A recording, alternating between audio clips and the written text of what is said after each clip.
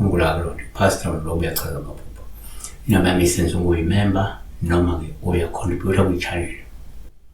From online lapha ekuhambama awungathapha yakufonela from Monday to Friday kuphela. And one more thing, abantu banokungifonela. And uma bengifonela kube ngathi mina ngiyahola uma ngikhuluma naye. Yabona? Ngale ukuthi angiholi lutho ngokukhuluma nomuntu. I-favor.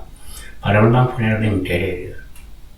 Bafone bengayichaza amagama, bengimchaze into eyinye uyayichaza phela. Bedube bengidelele, yabona?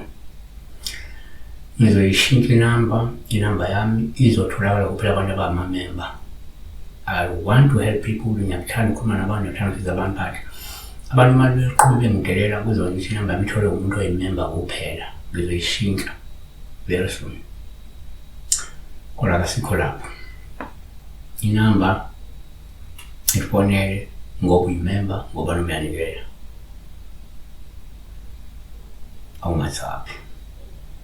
Sibheka la kunombukelo ukuze umofise ngoshe igama lakhe. Uphuphe ethenga inhlanzi ethosiwe, inhlanzi efrayiwe. Yabo? Fried fish.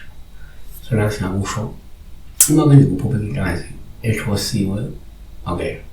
One, ngokujwayelekile uma uphupha inhlanzi ethosiwe, uphawu oluhle uma uyithenga. Lokho kusho ukuthi lindela inhlanhla nesibusiso nenhlalakahle kanye nokuthuthuka. Two, omunye angayibheka kanje, kuyenzeka uma uphupha inhlanzi ethosiwe ube uphawu oluhle uma uyithenga. Lokho kusho ukuthi-ke kungenzeka ungumuntu owenza imizamo yokuthola inzuzo noma amathuba amahle ngokuyikhandla kwakho noma ngemiklamo yakho.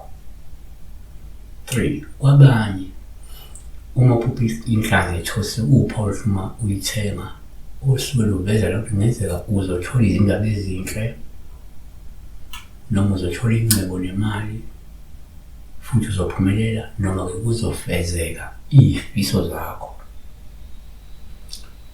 4, kwesinye isikhathi uma uphupha inhlanzi ethosiwe uyaba uphawu lokuma uyithenga. Lokho sekuveza ukuthi kungenzeka ungumuntu njengamanje obhekene nezikhathi ezinzima kanye ney'nselelo ongase ukuthole kunzima nokuyinqoba. Yabo. Siyabonga. Besibheka la phupha ukuthenga inhlanzi ethosiwe, inhlanzi efrayiwe. Siyabonga. But abantu abekungifonela becathi mina ngiyahola ngokukhuluma nabo.